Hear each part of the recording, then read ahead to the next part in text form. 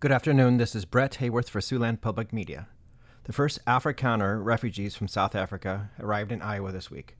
President Trump has claimed without evidence that they faced genocide in South Africa. Many are white descendants of Dutch colonizers. Renee Hardman is the president and CEO of Lutheran Services in Iowa. She says the organization helped one of the two families who now call Iowa home.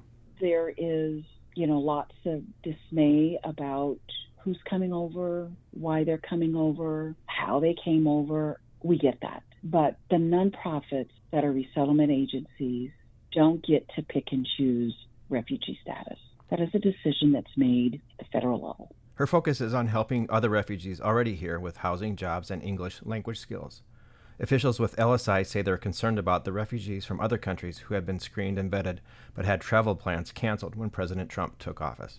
Additionally, education advocates say proposed federal funding cuts could eliminate programs that help college students from disadvantaged backgrounds.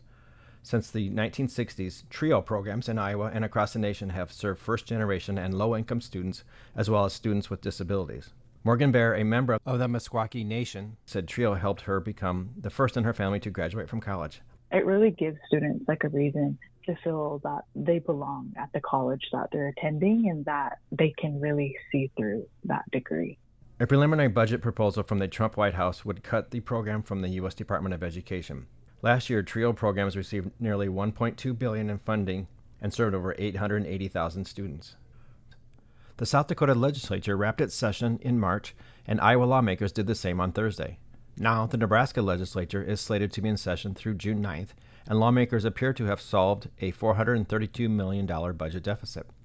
The state senators on Thursday gave final approval to the budget package for the next 2 years into 2027, despite criticism that it is unsustainable.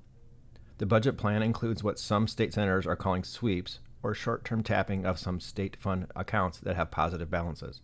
One example of sweeping is using $100 million from a Nebraska Department of Education cash fund, which some senators noted is intended to hold down certification fees to help attract and retain teachers.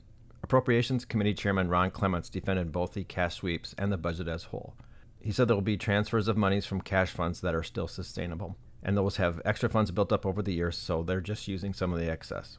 Quote, "I think for 2 years we are in good shape." Additionally, a former president of Wayne State College has died. Kurt Fry, who was president of the college from 2011 to 2015, died Tuesday at age 77 at a hospital in Yankton.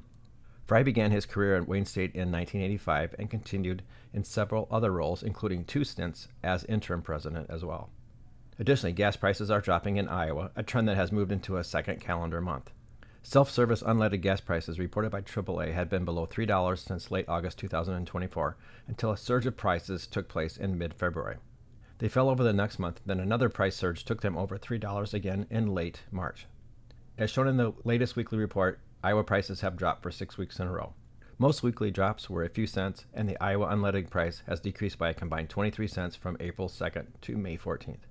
The current average price of Iowa of $2.90 per gallon is 35 cents lower than 1 year ago, and it's also below the national price of $3.18.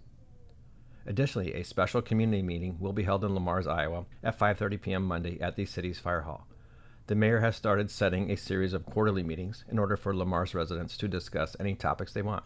Mayor Rob Bixenman sees that as a good format to hear key things on the minds of people. For Siouxland Public Media News, I'm Brett Hayworth.